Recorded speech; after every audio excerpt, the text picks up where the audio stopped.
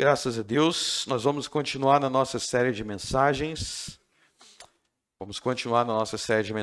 Rei dos Reis, exposições do Evangelho de Mateus. Nós vamos para a parte 8 e o título de nossa mensagem hoje é Tentação e Heresia. Tentação e heresia.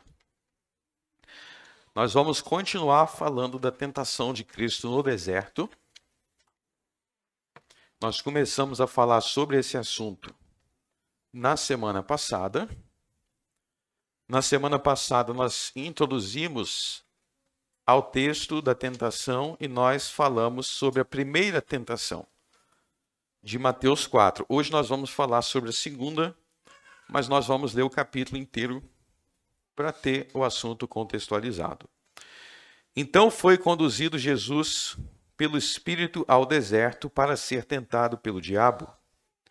E tendo jejuado 40 dias e 40 noites, depois teve fome. E chegando-se a ele o tentador, disse: Se tu és o Filho de Deus, manda que estas pedras se tornem em pães. Ele, porém, respondendo, disse: Está escrito: Nem só de pão viverá o homem, mas de toda palavra que sai da boca de Deus.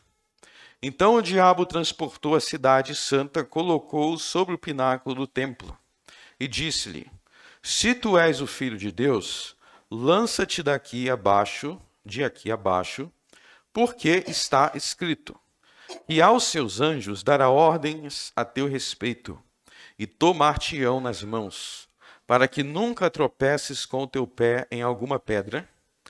Disse-lhe Jesus: Também está escrito: Não tentarás o Senhor teu Deus.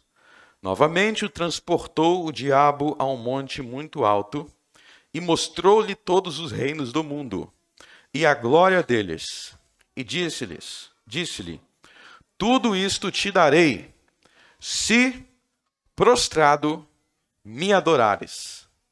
Então disse-lhe Jesus: Vai-te, Satanás, porque está escrito: Ao Senhor teu Deus adorarás, e só a ele servirás.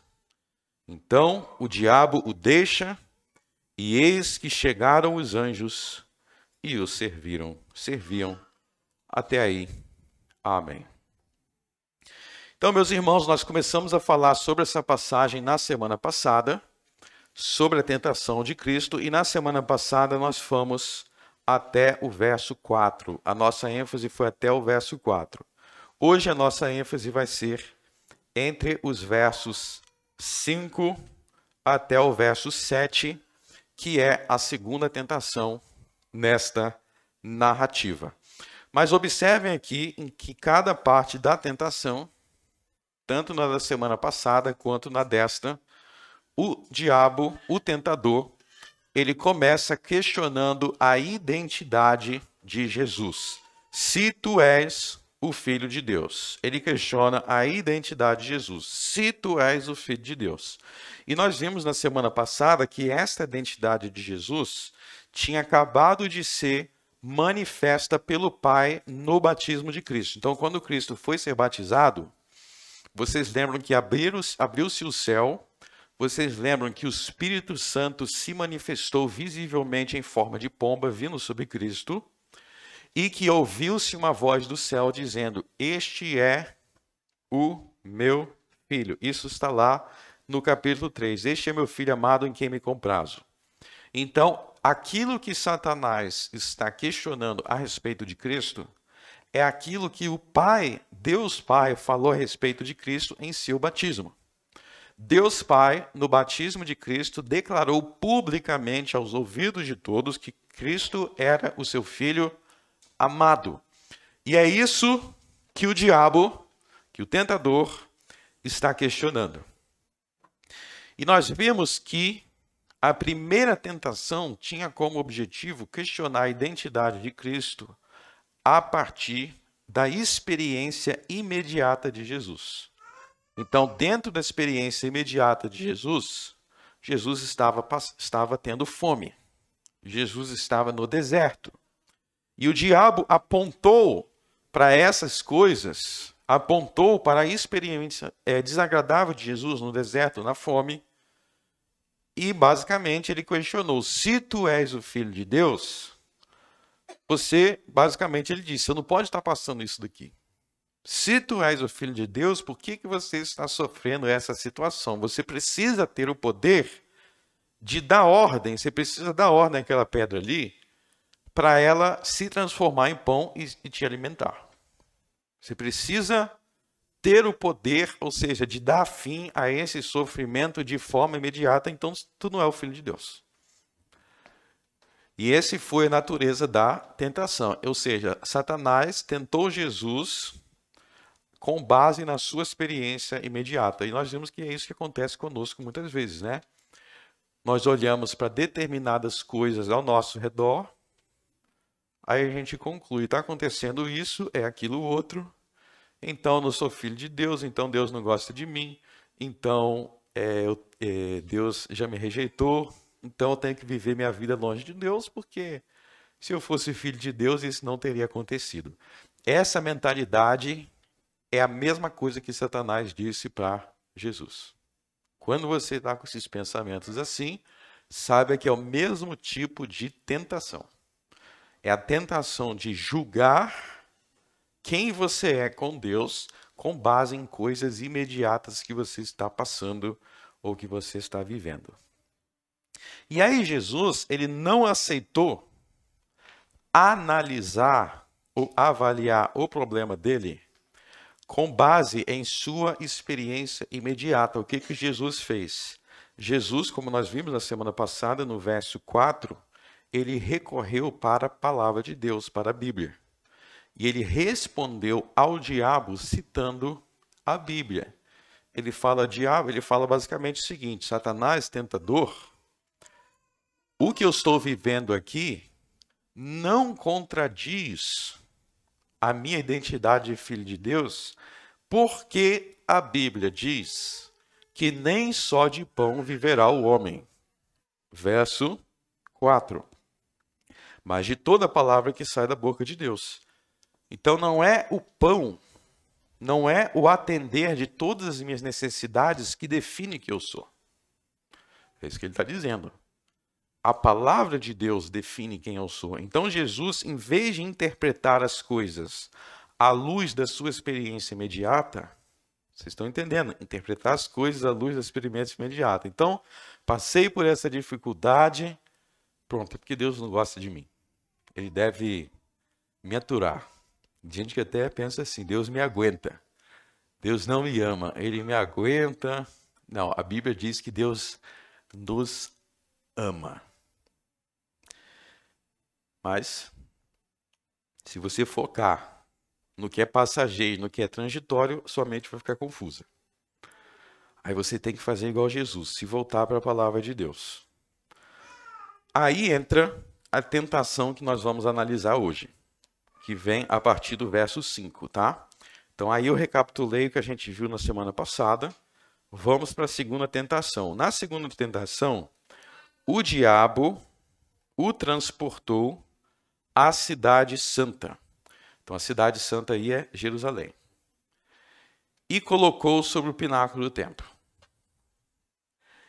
Verso 6. E disse-lhes, se tu és... Tá vendo que começa de novo com esse negócio, se tu és. Então, novamente, está questionando a identidade. Se tu és o Filho de Deus, se Deus realmente te ama, se esse negócio de Deus realmente faz sentido. Ele está questionando. Se tu és o Filho de Deus, lança-te daqui abaixo. Então, ele colocou Jesus lá no topo do templo. Jesus, agora você tem que pular. Agora você vai pular. Por que Jesus tem que pular? Vamos ver. Porque está escrito que aos teus anjos dará ordens a teu respeito e tomar-te-ão nas mãos, para que nunca tropeces com teu pé em alguma pedra. Então presta bastante atenção. Aquilo que Satanás manda Jesus fazer, que é pular, é como se colocasse em cima do prédio e falasse assim, pula. Só que ele tem uma explicação. Por que Jesus tem que pular? Preste atenção. Porque está escrito. E aí ele vai citar o Salmo 91. Tá vendo essas palavras aí, ó? Podem voltar lá no Salmo 91 para a gente ver o que ele está citando.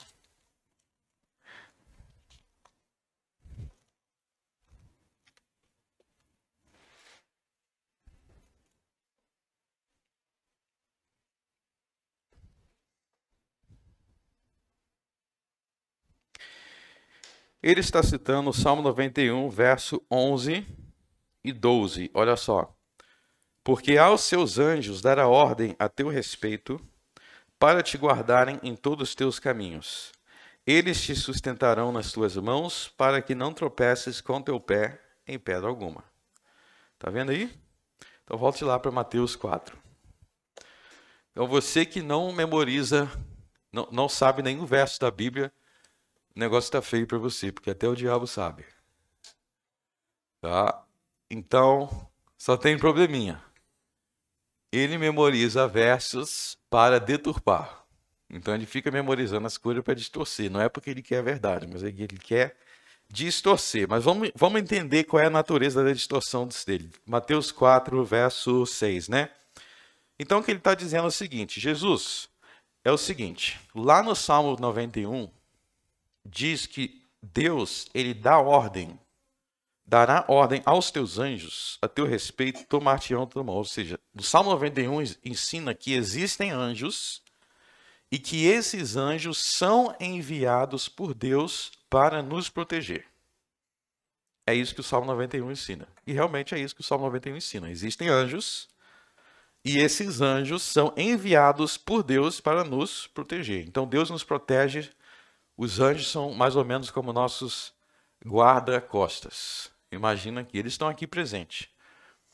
Então será que eu devo fazer rezas ou orações para os anjos? Eu devo falar com os anjos, conversar com ele, dizer assim: anjo, vai para lá, anjo, faz isso daqui, anjo, estou com fome, faz a comida, será que a gente me protege, eu quero isso, aquilo? Não, porque na Bíblia nós somos ensinados a orar somente a Deus. Então se você ler de Gênesis capítulo 1, verso 1, até Apocalipse 22, todas as orações que são feitas na Bíblia e que Deus aprova são feitas só a Deus. Não existe oração a anjo na Bíblia, tá? Então, Deus é quem dá ordem para os anjos, não é você que vai dar ordem para os anjos. Vamos esclarecer. Então, tem umas rezas aí que o pessoal fala, é santo anjo, me proteja, tudo heresia. Na Bíblia, nós oramos somente a Deus. Quem dá ordem para os anjos não é você. Anjo, faça isso. Não. Você está caindo em heresia se você fizer isso. É Deus quem dá ordem para eles nos proteger. Nós nunca devemos invocar os anjos por nós mesmos. Então, tendo esclarecido isso, nós vemos aqui que os anjos realmente são ministros de Deus para nos proteger. E a gente não vê os anjos, mas tem que crer neles, porque eles são seres espirituais. Então, muitos livramentos que você teve, você não morreu, você bateu com o seu carro, você tropeçou e não bateu com a cabeça. Muitos livramentos são os anjos que são usados por Deus para nos livrar. E é isso que esse salmo está dizendo. É isso que esse salmo está dizendo. Então, com base nesse salmo, nessa ideia de anjo, o diabo ele diz: Jesus, então, se tu és o filho de Deus, você tem que fazer um teste com Deus. Você tem que fazer uma prova com Deus. Então você vai fazer o seguinte: se Deus está falando que ele vai nos proteger, vai te proteger, então você tem que pular, porque Deus é obrigado a te proteger. Vamos fazer um teste para ver se ele vai proteger mesmo.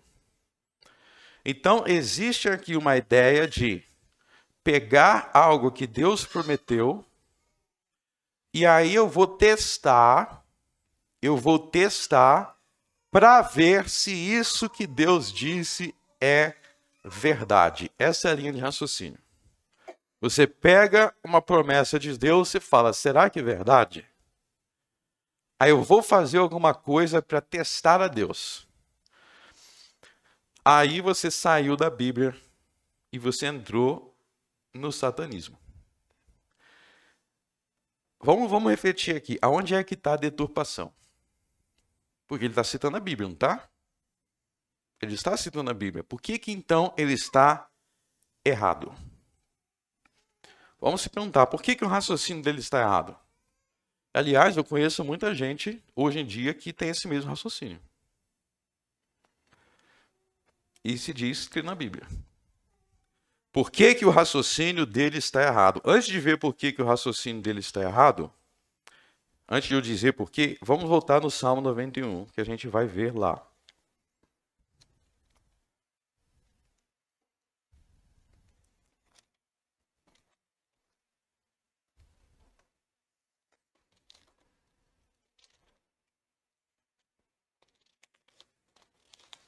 Salmo 91.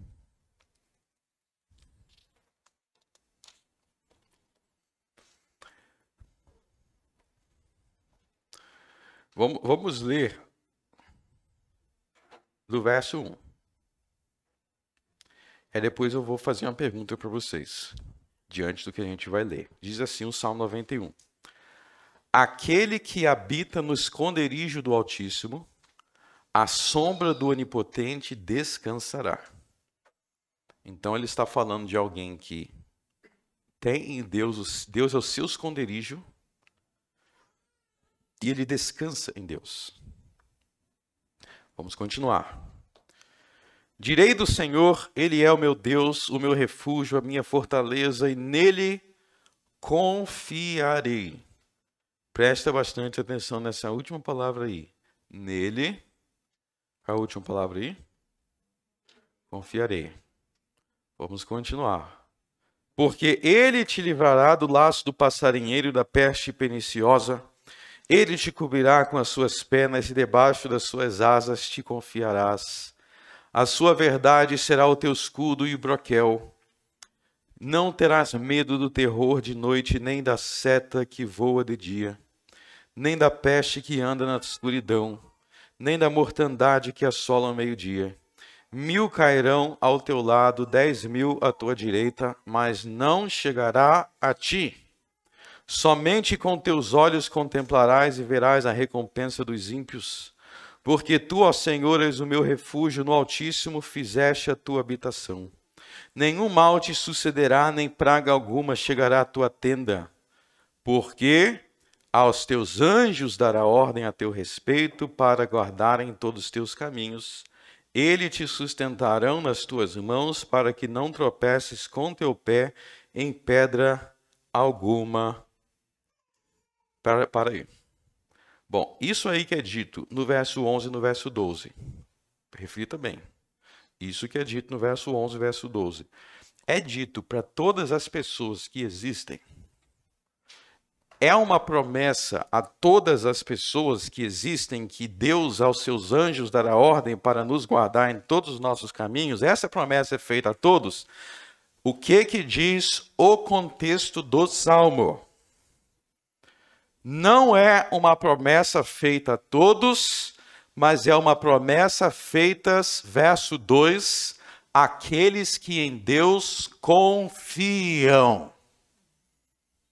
Aqueles que em Deus se refugiam. Aqueles que em Deus se escondem. Aqueles que, verso 15, invocam e clamam ao Senhor na angústia. Não é uma promessa feita a todos, mas é uma promessa àqueles que confiam e têm fé verdadeira em Deus. É igual se eu falar assim, ó, se você vier aqui na minha casa, eu vou fazer um churrasco para você. Aí você fica deitado na sua cama, aí daqui a pouco você pergunta, ué, cadê o churrasco? Cadê o churrasco? Eu não falei que ia mandar nada para sua casa. Eu falei, se você vier na minha casa. Deus não disse aqui que ele vai proteger todo mundo. Ele diz, eu vou proteger quem quiser quem me invocar para eu proteger. Quem pedir para eu proteger, quem confiar em mim para eu proteger, esses eu vou proteger. Não é isso que está no contexto original? É só você ler o Salmo, é isso que ele está dizendo. Volte para o Mateus capítulo 4. Então, por exemplo, Lá no início do Evangelho de Mateus, nós lemos: teve anjos sendo enviados para proteger José e Maria. Teve algum anjo sendo enviado para proteger Herodes enquanto ele matava as crianças? Óbvio que não. Teve algum anjo sendo enviado para proteger Pôncio Pilatos enquanto ele mandava condenar Jesus? É óbvio que não. Então, em Mateus 4, qual é o problema do que Satanás diz no verso...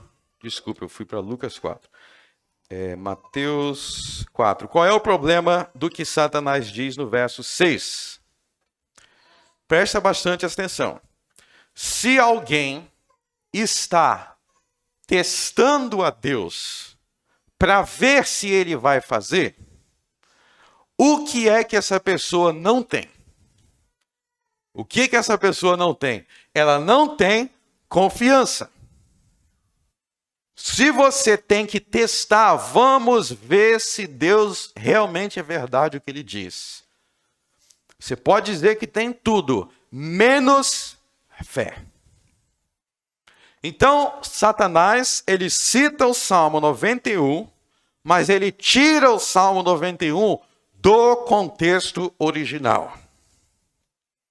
Ele aplica o Salmo 91 àqueles a quem o Salmo 91 não é aplicável. Ou seja, ele cita a Bíblia de forma superficial e na sua superficialidade ele deturpa o que ela diz. E é isso que os homens por aí fazem todos os dias. É muito fácil, e aliás eu acho curioso que o Salmo 91 esse salmo que Satanás citou e deturpou, é o salmo que a maioria dos brasileiros, não vou dizer a maioria, não sei se é a maioria, mas muitos brasileiros, ele abrem o Salmo 91, bota na sala da casa, mas nunca abre a Bíblia para ler. Não lê a Bíblia. Só fica com o Salmo 91 aberto, vive uma vida completamente contrária ao Salmo 91, mas está lá aberto. Aí está por aí mentindo, idolatrando, fornicando, adulterando, mas está lá o Salmo 91. Sabe o que é isso? É o tentador enganando e iludindo essas pessoas. Abra o Salmo 91, deixa lá aberto, mas não siga a Bíblia. Não tem bênção nenhuma para você, mas somente a palavra da condenação de Cristo. Como ele condenou Satanás por deturpar este salmo, que as pessoas continuam a deturpar hoje, até o dia de hoje. Mesma deturpação. Citar palavras de Deus. Você sabe que tem no Brasil um monte de pessoas que ficam por aí citando a mesma coisa, citando palavras de Deus, mas não vivem o que Deus manda. Só fica jogando palavras vazias. Ah, Deus vai me proteger. E sabe orar o Pai Nosso. E não sei o que lá, não sei o que lá. Mas você vai ver. A pessoa não crê de verdade. Aquilo não é uma verdade para ela. Vive uma vida de injustiça. Faz o mal contra o teu próximo. O seu próximo. Não é sobre esse tipo de pessoas que o Salmo 91 está falando. Então você vê aí que vocês entenderam a essência da tentação de Satanás. Então aí ele cita a Bíblia, mas ele deturpa a Bíblia. E aí eu quero refletir por que ele faz isso. Porque vocês lembram que na tentação anterior, do verso 4, Jesus, como eu disse aqui, ele tinha se refugiado na Bíblia. Então preste atenção que a tentação aqui, ela segue uma sequência lógica. Satanás, ele não fica jogando coisa aleatória. Primeiro ele tenta Jesus com base na experiência dele. Aí Jesus vai para a Bíblia. Aí quando Jesus vai para a Bíblia, ele vai citar a Bíblia. Então veja que Satanás, ele vai acompanhando o que Jesus está dizendo. Você se refugiou aqui, ele vai para lá, vai soltar outra bomba lá. Então, primeiro Jesus sentiu fome, aí ele foi na fome. Aí Jesus respondeu com a Bíblia. Aí o que ele faz? Bom, se Jesus vai querer se defender pela Bíblia, então eu vou usar a Bíblia contra Jesus. Ou seja, naquilo que você tenta se refugiar, ele vai tentar arrumar uma maneira de deturpar. E se você não for inteligente, você vai cair. Então, primeiro ele tenta jogar você contra Deus. Aí você fala, não, eu acredito na palavra de Deus. Aí o que ele vai fazer? Ele vai tentar transformar você em um herege. O que é um herege? É alguém que corrompe a palavra de Deus. Ou seja, se você não vai servir ele fora, ele vai tentar te corromper dentro. E começa a parar para pensar quantas vezes, isso aqui é muito importante, quantas vezes a gente começa a se aproximar das coisas de Deus, a gente começa a aprender as coisas de Deus, aí na nossa carnalidade, a gente estava indo, aí de repente a gente arruma um jeito de deturpar aquilo que a gente aprendeu.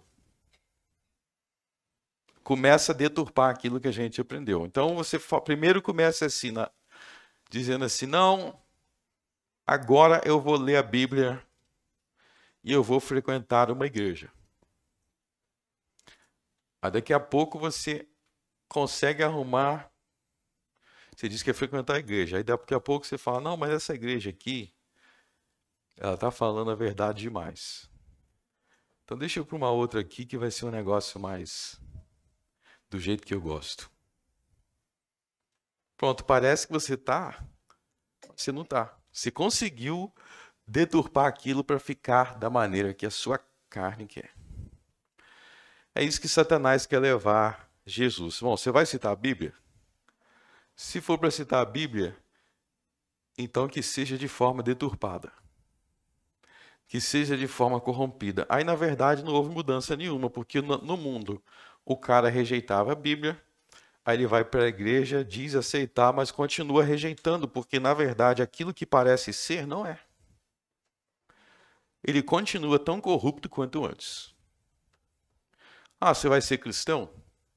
Aí ele vai querer te convencer a ser um cristão corrompido, cheio de marmelada, cheio de enrolada, cheio de passagem bíblica tirada do contexto para justificar a podridão do teu coração.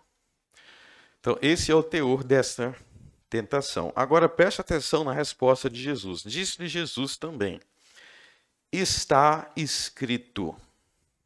Esse também está escrito é muito importante. Tá? Jesus responde a ele dizendo, também está escrito, não tentarás o Senhor teu Deus. Esse não tentarás o Senhor teu Deus não está no Salmo 91, tá? Não tentarás o Senhor teu Deus, não está no Salmo 91, está no livro de Deuteronômio, e lá no livro de Deuteronômio, a gente tem que se perguntar se o diabo citou o Salmo 91, por que Jesus vai para Deuteronômio 6? Podem abrir aí Deuteronômio 6.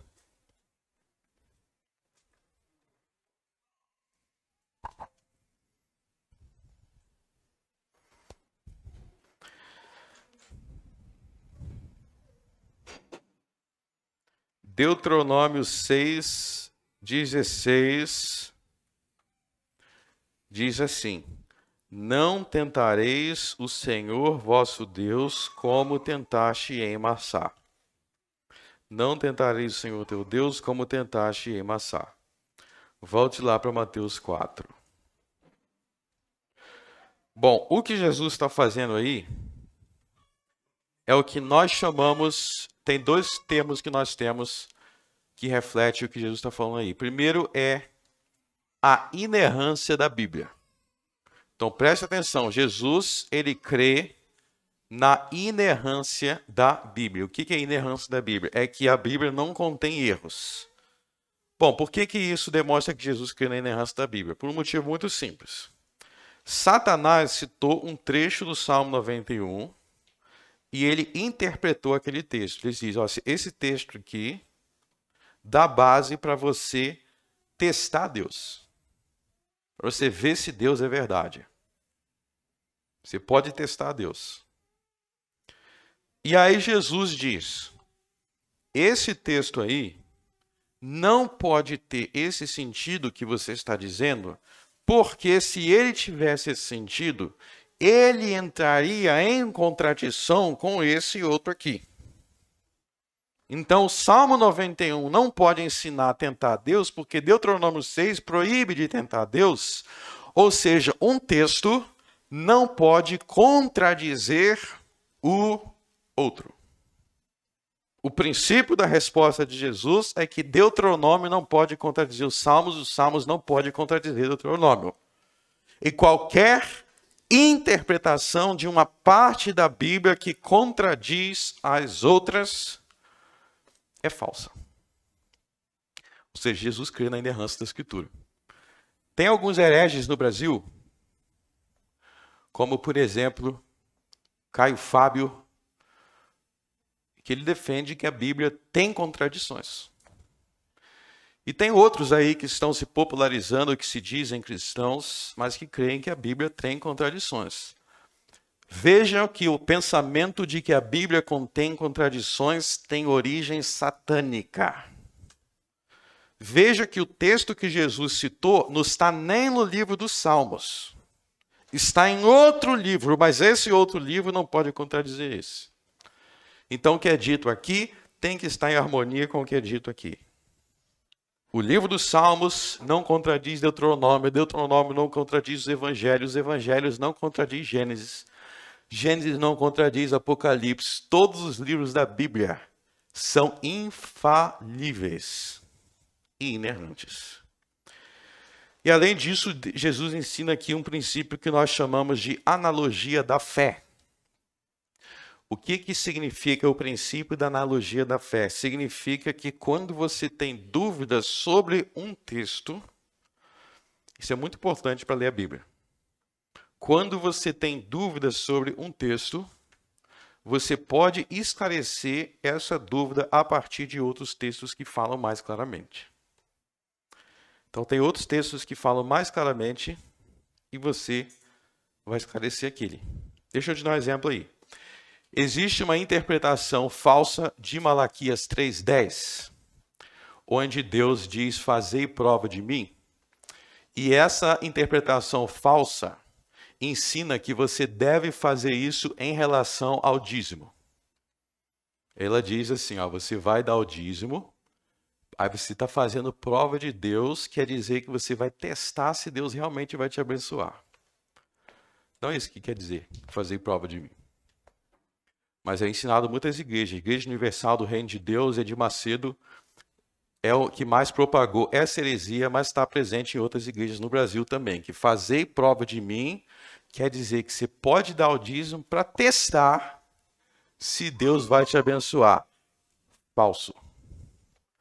Fazer prova de mim não significa isso em Malaquias 3:10. Fazer prova de mim em Malaquias 3:10 quer dizer, seja generoso, seja uma pessoa generosa naquilo que eu estou mandando você ser generoso. Ou seja, não seja mão de vaca. Sabe como que é mão de vaca, né? Todo o dinheiro para mim. Não posso ajudar ninguém. Não posso contribuir com nada. Isso é mão de vaca. A Bíblia ensina a ser generoso. Seja generoso, fazer prova de mim quer dizer, você vai fazer prova aí, quer dizer que você vai experimentar. Seja generoso, que você vai experimentar que eu vou te abençoar na sua generosidade. O dízimo ali faz parte da generosidade. Seja generoso, que você vai experimentar. Não é faça para me testar.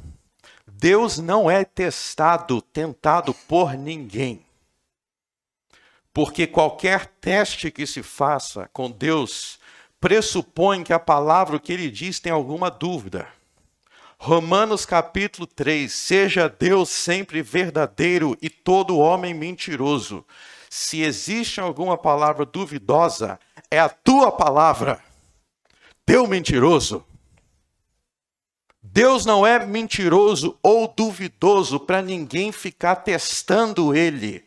Deus não se sujeitará a nenhum teste, muito menos de um pedaço de pó, arrogante como os homens. Deus não se sujeitará aos testes de homens arrogantes que morrem e voltam para o pó. É você, seu arrogante, que será testado por ele, para ver se você não irá ser mentiroso mais uma vez. Deus testa você, não é você que testa Deus. Coloque-se no seu lugar. Coloque-se no seu lugar. Deus fala, você abaixa a cabeça. Deus manda, você obedece. Deus diz para você confiar, você confia. E é perverso quem não confia em Deus. Perverso. Ah, mas Deus não deu todos os motivos para eu confiar. Deu sim. Você que é perverso demais para enxergar. Todas as razões que nós temos para crer em Deus, Ele já deu. Todas as vezes que você diz, eu não tenho motivos suficientes para crer em Deus, você revela o quanto o seu coração é podre. Deus faz tudo por você todos os dias. E nós ainda viramos e falou, mas espera aí, eu tenho que fazer um testezinho. Eu tenho que fazer um testezinho. Que testezinho? Você tem que abaixar a sua cabeça e confiar. Não em mim. Não nos irmãos da igreja. Nós podemos falhar, eu posso falhar. Só tem um que nunca falha. Deus. Questione os homens. Questione quem está sentado do seu lado. Questione a mim. Tem um que você nunca pode questionar. Deus. Então, se alguma vez você viu essa interpretação de Malaquias 3:10, você ouviu uma heresia, tá? Quando você for dar qualquer coisa na igreja, dê sabendo que Deus fará você provar, fará você experimentar das bênçãos dele. Não é testezinho que você está fazendo com Deus. Se tiver alguém aqui querendo fazer algum testezinho com Deus, deixa o seu dinheiro podre no seu bolso. Deus não precisa de seu dinheiro para testar nada. Fazei prova de mim é um problema até da língua portuguesa que as pessoas têm. Mas voltando aqui para Mateus 4, vocês estão percebendo como o tempo todo Jesus não permite que a sua palavra, a palavra de Deus, seja deturpada? E como é que Jesus faz para dar o sentido correto da sua palavra? Ele compara com outros textos. Então veja que o que Jesus está fazendo aqui é o que nós precisamos saber fazer. Em muitas ocasiões, o diabo vai tentar deturpar as coisas. Vai tentar te convencer que Deus não é bom. Vai tentar te convencer que Deus não é justo. Que se você passou isso, aquilo, outro, é porque Deus não é justo. E o único lugar que você vai encontrar refúgio para esses pensamentos perversos é na palavra de Cristo. E a outra coisa que eu quero chamar a atenção aqui nesse texto é o seguinte. Na verdade, o que Satanás quer aí é que Jesus se mate. Tá? Na verdade, ele está querendo... Existe aqui um espírito de suicídio. Eu quero falar um pouco aqui agora sobre essa questão de suicídio. Lança-te daqui abaixo. Então, existe aí um incentivo a se matar. Deixa eu falar algumas coisas aqui para você. Em primeiro lugar, suicídio é pecado. Suicídio é pecado porque suicídio ele quebra 2 mandamentos principais. Você tem o 6º mandamento Não matarás, suicídio, ele está matando a si mesmo. Mas além disso, o suicídio é o suicida. Ele é alguém que perdeu toda esperança. Ele está se matando por desespero, e se ele perdeu toda a esperança, isso também é pecado, porque você tem o dever de esperar em Deus. Então deixa eu falar algumas coisas aqui que podem... Talvez você nunca tenha ouvido falar sobre suicídio, mas eu preciso falar. Porque é o seguinte, hoje existe uma tendência muito grande de tudo a respeito que a gente vai falar de suicídio, está envolto em muita, como é que a gente se diz? É falado de muito sensível. Então, às vezes, você não tem como falar algumas coisas, porque todo mundo fica sensível e ninguém quer falar do assunto como realmente é. Mas eu queria deixar claro que nós devemos ter compaixão de todos os pecadores. A Bíblia nos ensina a compaixão com o pecador. Então, a Bíblia não ensina que nós devemos ver alguém pecando, ouvir pecado e minha reação, eu quero socar a cara dessa pessoa e estou morrendo de raiva, tá? Realmente, o pecado, ele é um mal, ele deve causar ira. Mas também deve haver compaixão. Por exemplo, Jesus tinha compaixão dos pecadores. Você lembra da mulher adúltera? É que Jesus impediu a mulher adúltera de morrer. Estava todo mundo ali prestes a matar e Jesus falou, impediu ela de morrer. Né? Vocês conhecem a história. Então Jesus, ele teve uma compaixão, e essa compaixão de Jesus, ele é a causa da nossa salvação. Se Jesus não tivesse compaixão pelo pecador, já estaria todo mundo aqui dentro do inferno.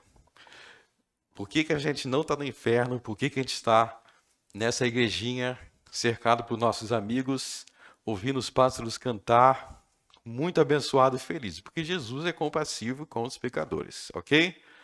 Mas a compaixão de Jesus com os pecadores não leva Jesus a nos esconder a realidade do pecado. Mas a compaixão de Jesus leva Jesus a nos dizer a verdade. Então, se você tem alguém doente, né? A pessoa está com câncer, aí ela está com câncer, ela vai no médico, e o médico vai falar assim, não se preocupa não, é só uma gripe. Toma um paracetamol que vai ficar tudo bem. Aí a pessoa vai para casa tranquila. Pô, não tô com câncer, ela não fica tranquila. Mas isso vai ajudar ela? Não, porque ela agora acha que está bem e vai ficar tudo certo. Aí vai morrer, daqui a um mês ela morre. Que poderia fazer algo para curar, para salvar, e não foi feito porque não foi dita a verdade. Então a gente tem que entender que Deus, ele nos ama, mas ele não nos ama como o mundo ama, ele não tem compaixão de nós como o mundo tem.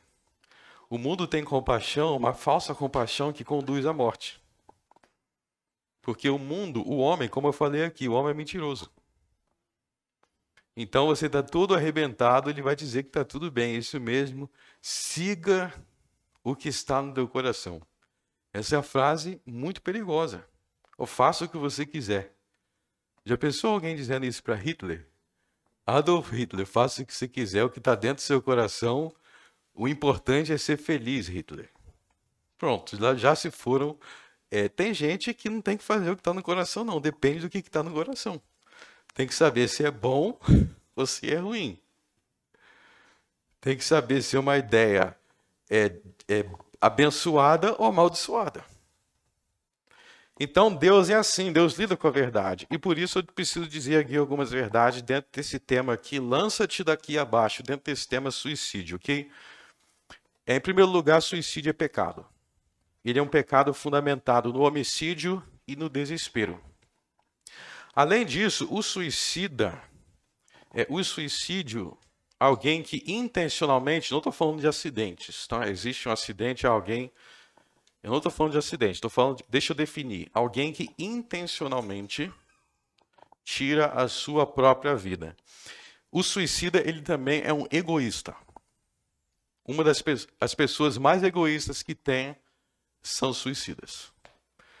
E as pessoas não estão acostumadas a olhar essa ótica. Deixa eu te dizer por que um suicida é um egoísta. Porque, vamos lá, a minha esposa depende de mim, agora que eu sou papai, o meu filho depende de mim, os teus irmãos da igreja, os teus amigos, todo mundo que dependia de você. Deus, e o mais importante, Deus disse que você tinha que nascer. Deus disse que Ele queria que você nascesse. Deus queria que você tivesse uma vida. E mais, Deus enviou Jesus para te dar todos os meios que você precisa para vencer as loucuras dessa vida. Você pega tudo isso, joga na lata de lixo e diz: eu não consigo. E eu não vou ficar aqui. Eu vou fazer todo mundo sofrer, porque eu sou o incrédulo. Eu não consigo confiar em Deus. Que vergonha. Que vergonha. Eu não consigo. Depois que Jesus morreu na cruz, que tipo de inútil diz eu não consigo? Então Jesus morreu em vão. Meu irmão, existe Deus.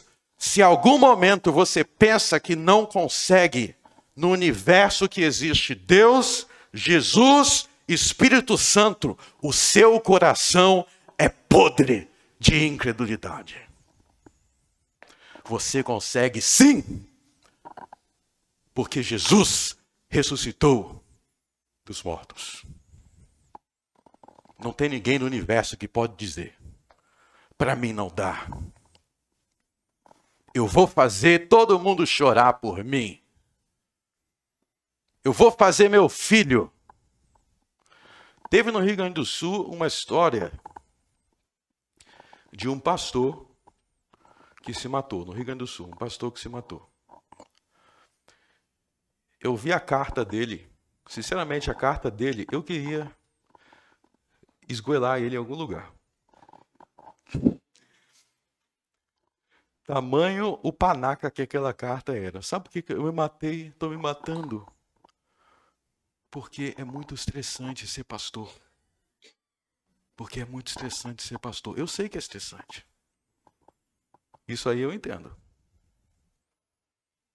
Eu sei que é estressante você falar 1001 vezes para uma pessoa: abandone esse caminho de morte. Para de ser maluco. Aí ela vai lá, quebra a cara e diz que não sabia depois de ter avisado 1001 vezes. Eu sei que isso é estressante. Agora, se você está querendo se matar por causa disso, seja homem e se desiste de ser pastor. Você não sabe, você não leu isso aqui. Quantas vezes você leu? Você vai me dizer que ele era pastor, que ele lia toda a Bíblia todos os dias e ele não sabia o que ele tinha que fazer. Eu tenho compaixão, eu tenho tristeza por isso, mas eu não vou justificar esse tipo de pensamento maluco. Aí deixou uma mulher, deixou filho pequeno, porque ele não tinha coragem de deixar de ser pastor. Se matou porque é orgulhoso. E porque não amou a família, que ficou aqui chorando sem pai. Isso é pensamento de orgulhoso. Talvez em algum dia, talvez alguém aqui já pensou em se matar. Eu tenho que falar para vocês duro, para da próxima vez que vocês pensarem numa loucura dessa, vocês tomem vergonha na tua cara. Da próxima vez que pensar numa besteira dessa, lembre-se do que eu falei aqui. Deus está com as mãos estendidas a todos os homens. E você não tem desculpas, nunca, nunca, nunca, para dizer não havia outra saída. Sempre há outra saída. Deuteronômio capítulo 28, 29. Escolha a vida. Escolha a vida e viva. e seja muito abençoado. E você provará de muitas e muitas e muitas e muitas bênçãos de Deus. No dia que você tomar vergonha na tua cara e parar de dizer que a única saída é a morte. Outra saída, vim aqui na igreja para eu te dar um abraço. Parar de mentir para si mesmo dizendo que ninguém gosta de você. É outra mentira que as pessoas contam. Ninguém gosta de mim. Tem um monte de pessoas, você é chato pra caramba, um monte de gente te adora. Você não tá vendo que essas coisas é doideira? Que o diabo vai colocando na cabeça? Eu tô falando sério. Eu não quero falar mole aqui com vocês, porque essa moleza com as pessoas incentiva elas a esses pensamentos malucos. Eu vou morrer, eu tenho que me matar, a única saída porque ninguém gosta de mim. Eu já vi isso muitas vezes. Nada que eu estou falando aqui eu estou inventando. Ninguém gosta de mim. Que ninguém gosta de você o quê? Eu gosto de você. Mesmo às vezes você me enchendo a paciência. Mas falando sério, gente. Olha, se você se acha feio, eu sou feio. É cada gente feia que eu vejo por aí com mulheres bonitas. Todas as coisas, todas as desculpas, justificativas que você dá é tudo falsa, já estou avisando aqui. Todas as justificativas, desculpas, argumentos, é tudo ideia do diabo. E você tem que entender, Deus quis que você nascesse. Deus quis que você nascesse. Todas as vidas são dons de Deus. Tem gente que pensa assim, ó, para nascer uma vida tem que ter, é só ter uma relação sexual. Mentira. A Bíblia não ensina isso. A gente tem a visão naturalista das coisas. Você pode ter muitas e muitas relações. Se Deus não quiser que a mulher engravide, ela não vai engravidar. A Bíblia ensina que quem abre e fecha a madre é Deus. Eu estou sentindo um barulho, um som estranho aqui.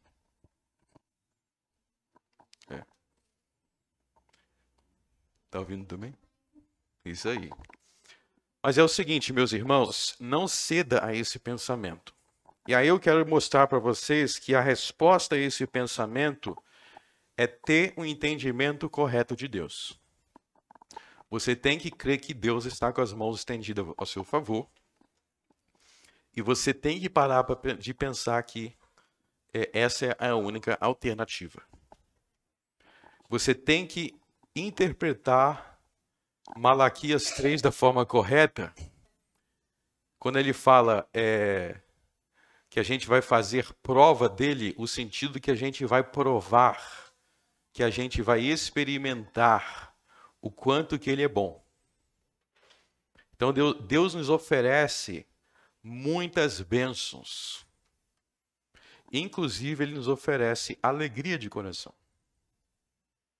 Então, talvez você não seja alguém que quer se matar, mas uma pessoa muito para baixo, você tem que crer nas promessas de Deus, que se você mudar a sua forma de pensar, se você mudar a sua forma de encarar a vida, o que você sente agora pode ser um deserto passageiro, que passa, que fica. Várias pessoas já me dizem assim, muitas pessoas me dizem que às vezes eu pareço ser uma pessoa excessivamente otimista. E eu procuro ser sempre otimista mesmo. E eu sou assim mesmo, eu estou sempre vendo que o melhor vai acontecer, eu sou assim. Mas eu nem sempre fui assim. Eu aprendi a ser assim com a Bíblia.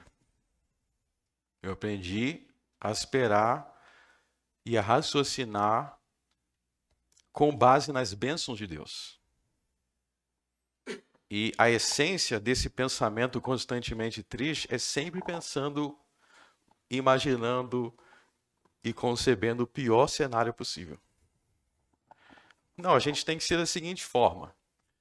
Ó, eu sou um grande pecador, mas a graça de Jesus é maior. Então, mesmo diante de meus pecados, eu posso ser perdoado.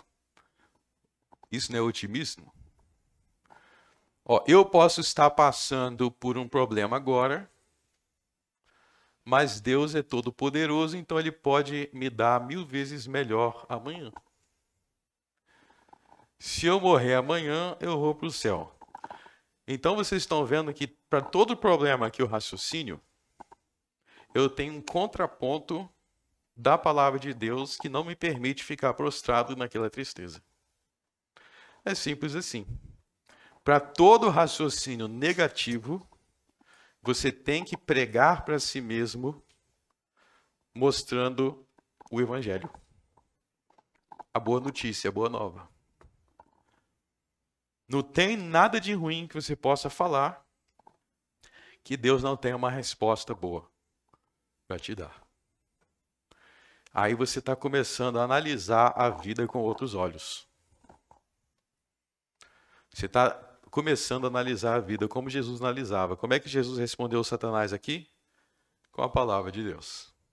Tudo que Satanás vinha e falava, Jesus retrucava com a palavra de Deus. É aí que você vai chegar naquela conclusão do apóstolo Paulo em Romanos 8.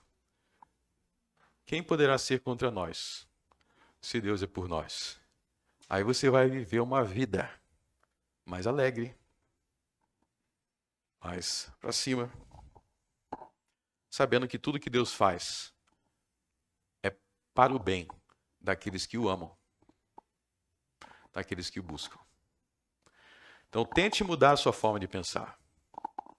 Não se renda a esse pensamento de Satanás, não. Você está vendo que tudo isso daqui, vocês conseguem perceber que a gente vive essas coisas aqui, momentos assim, hoje?